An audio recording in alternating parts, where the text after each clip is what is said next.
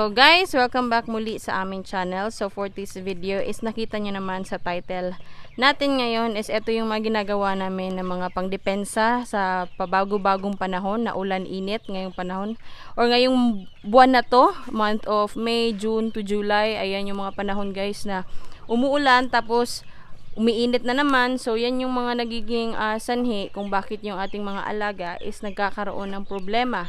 So ito yung ma-share namin sa inyo na ginagawa namin kasi yun na nga ang panahon ngayon pabago-bago na. So nagbibigay kami ng isang vitamins guys or isang gamot na para sa kanila upang hindi sila masyadong maapektuhan ng stress. Yung stress guys is yun na nga nakukuha rin diyan sa pabago-bagong panahon, yung nauulanan sila sa mga sipon, yung mga ganyan guys. Yung pabago-bagong panahon guys, diyan nila yun nakukuha kasi nga mas madali silang magkasakit o yung magsipon. Yan yung kadalasan na pinaka-problema natin ng mga backyard racer, yung sipon talaga guys. So, ito yung binibigay namin sa kanila. So, ito.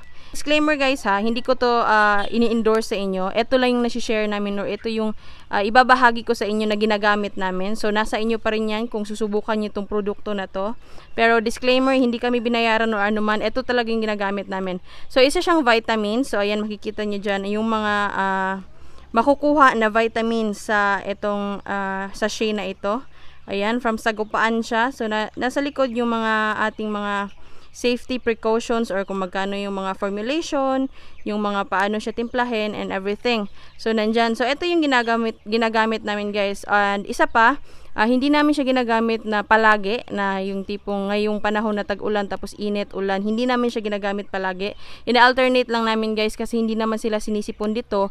Ang nais ko lang din sabihin sa inyo is ito lang din yung paraan na para makadepensa tayo. So depensa tayo sa ating mga alaga dito. So napansin nyo naman or nakita nyo sa aming mga videos kadalasan 'di ba is gumagamit din kami ng probiotic. So ayun, isa din yung paraan para din sa kanilang stress sa mga pabago-bagong panahon. So nagbibigay kami ng mga ganong vitamina sa kanila. So eto yun.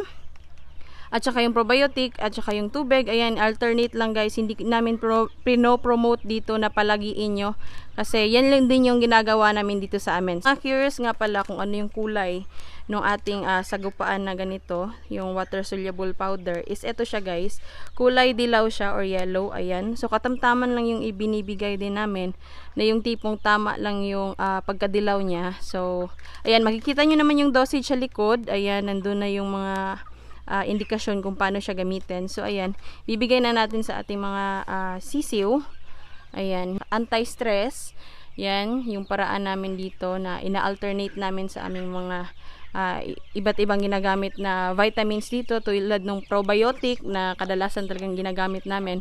So eto kasi nga tag-ulan, so yan din yung ating paraan para at least hindi sila magkasakit or yung mga sipon-sipon kasi nga anti-stress din itong vitamina na ito. So bibigyan natin lahat guys or bibigyan namin lahat yung aming mga sisiw dito para po sila lahat is makainom. Kahit yung sa baba bibigyan din namin. Ayan, yung mga sisiw, lalong-lalo na sa mga sisiw guys kasi sila yung pinaka-prone sa mga panahong ito na pabago-bago yung panahon. Sila yung pinaka-prone na magkasakit or yung mga sipon. Yung sipon kasi po talaga yung pinakaunang sintomas tapos pag hindi na natin yung ginamot or pinabayaan na natin, madadamay na yung iba. Hanggang sa yung lahat halos na yung mga sisiw is magkakaroon ng sipon. So, ang nagiging tendency is malulugi tayo sa ating munting negosyo. So, ayan, punta tayo doon sa ating mga pabo din guys kasi bibigyan din namin to. Bibigyan din namin sila. So nasa nagtatanong, palaging nagtatanong dito, pwede ba daw yan sa pabo, pwede ba daw sa manok? Ang masasabi ko guys, yung ginagawa namin sa aming mga manok dito is, yun lang din yung ginagawa namin sa aming mga pabo. So ayan yung tip din na masasabi ko sa inyo na kasi nga po wala naman din silang pinagkaiba base sa aming karanasan guys. Wala naman silang pinagkaiba halos kasi pareho lang din naman sila sa manok na kumbaga yung pato is iba kasi nga nasa tubig. So yung pabo tsaka yung manok is hindi sila sa tubig. So ayan guys oh. So paraan natin yan para sa mga anti-stress na nangyayari din sa panahon ngayon. Sa panahon din kasi sila medyo talagang nagkakaroon tayo ng problema. So ayan, etong dito, eto nga pala guys, ito yung pure namin. binaba na namin dito kasi malalaki naman din sila. Ayan. Tsaka ginamit din namin yung isang kulungan kasi. So 2 months na to guys. Ayan. So yung pinakamalaki dito nasa 1 kilo na. Si Gulayat, tinatawag namin Gulayat. So nandun si Gulayat, ayun. Ayan, 1 kilo na si Gulayat. Mapapansin nyo medyo maliit siya kung sa video, pero we're gonna be doing an update pati na rin sa aming mga Japanese shamu, kasi nga na-mention ko naman din sa inyo na kikiluhin ko yon after 1 month na stay nila dito. So May 28 magkikilo tayo. So abang kayo sa mga video na yan guys. So ayan, dito na sila pansamantala kasi hindi pa sila pwedeng lumabas sa ating range. Actually lahat binigyan namin para yun na nga, depensa tayo sa ating mga sisiyo, kasi ang panahon talaga ngayon guys, hindi natin maintindihan. Minsan umuulan na malakas, tapos kinabukasan iinit na naman. So yung mga nasa labas, okay na yan kasi nabigyan na rin namin yan.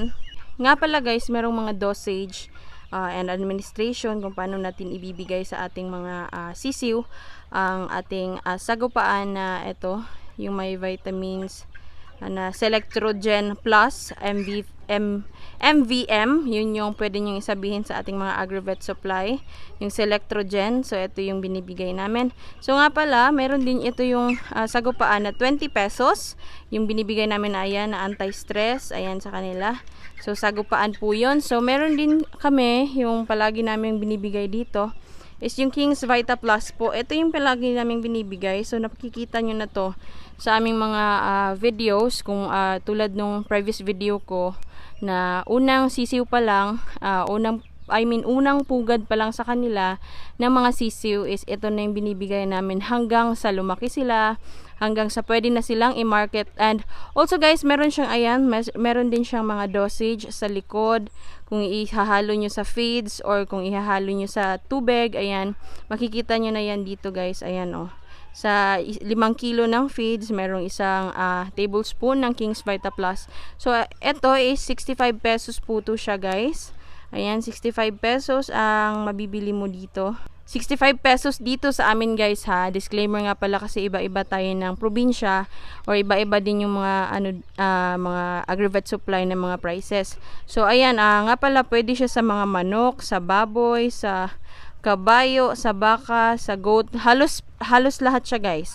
Pwede siyang ibigay kasi nga isa lang din naman siyang probiotic. Nagbibigay siya ng bitamina sa ating mga sisiw. So meron din mga nagtatanong kung paano kapag meron ng mga sipon, kasi nagkaroon din kami ng ganyan. So before kami nag-inject ng aming L-Spic guys, gumamit kami ng Ambroxetil guys. Ayan, pasensya na, hati na namin. So Ambroxetil yung ginamit namin. So 5 grams siya. So, yung ganitong sachet is nasa around 32 pesos. So, depende din po yan sa inyong lugar kung magkano yung binibigay na presyohan sa inyo. So, meron din yan sa likod yung mga dosage. Ayan, katulad yan, maghalo tayo ng 10 gramo or 2 pakete nito bawat galon. Ayan, 2 pakete daw bawat galon sa loob ng 5 araw. So 5 araw ang sinasabi dito na dosage niya. So ito guys, ito yung first namin kapag feeling namin or yung nakikita namin yung aming mga sisiw is medyo hindi gaano ka aya-aya yung kanilang mukha or mapapansin mo talaga yung katamlayan nila. Ito yung ginagamit namin, ang Ambroxetil from the Product of Excellence po ito. So etong tatlo guys, ilan lang to sa mga ginagamit namin na mga produkto para mas ma-enhance din ang aming mga sisiyo. Ito lang din yung ginagamit namin na kung saan pwede nyo rin gamitin sa inyong bakuran dyan kung meron kayong mga nire-raise. So sa mga nagsasabi dyan na iba talaga na may yung ating sisiyo is parang natural lang na mga vitamina or kung ano, well, nasa inyo rin po yan. Kung yun yung gusto nyo na natural lang lahat, wala pong problema. Pero yung amin dito is binibigyan lang din namin kayo ng kaalaman na meron na tayong mga iba't ibang produkto na maaaring magamit kapag tayo ay nag-aalaga ng mga manok kahit sa bakuran lang natin. So ayun, ito yung ating mga first na ginagamit or ilan sa mga ginagamit. Marami pa kaming ginagamit pero sa susunod na video na rin yan.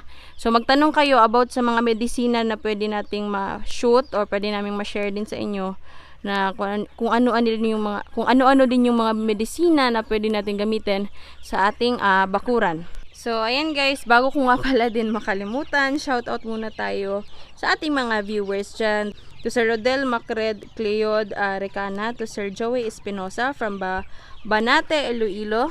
We have Efraim Garlan from Bulan, Sorsogon. We have Jeffrey Hikayen from Coronadal. And also to my batch na si Percival David. So, kumusta sa iyo dyan, David? Also to Kidapawan, Dodong Kidapawan Breeder from Kidapawan. Kababayan ko si Sir. So, from ano din siya, Kidapawan. Also to Riza Limpiado from Mangagoy. We have CNJ Store. Also have to Emilio Tuble from Riyadh. Van Sky Panonsyal. We have Alberto Rituya from Consolacion, Cebu. Umban Fernandez family from Pangasinan. And finally, we have Sir Wilson Murillo from Dubai. Maraming salamat sa inyo na walang sawang nanonood sa aming videos. And then, sana may natutunan kayo at kahit papano po sa aming video. We are very glad and willing to share a lot of more videos para din sa inyo. So, ayun guys, yun lang yung ating video ngayon. Yung pagbibigay ng ating anti-stress na mga para inumin or yung water soluble powder na ginamit namin, yung Selectrogen, yun yung ating pang anti-stress. So yun guys ha, baka makalimutan nyo, isa lang yung alternative, hindi namin like usually binibigay talaga kasi meron din kaming ginagamit na probiotic. And ayun, yun yung mga ilan sa mga gamot or ilan sa mga minerals, vitamins na binibigay namin sa aming mga manok para kahit papano is makaiwas tayo sa ating sipon na kung kinalaunan is kung pababayaan natin is lalala at wala tayong income sa ating munting negosyo na pagmamanukan. So ayun, that's it for this video guys. Hope you like our video and sana may natutunan kayo in this video. And yes, please stay safe. Stay home tayo muna ngayon guys, ngayong COVID-19. And yes, that's it for this video. Till next vlog everybody. Goodbye guys. Peace out.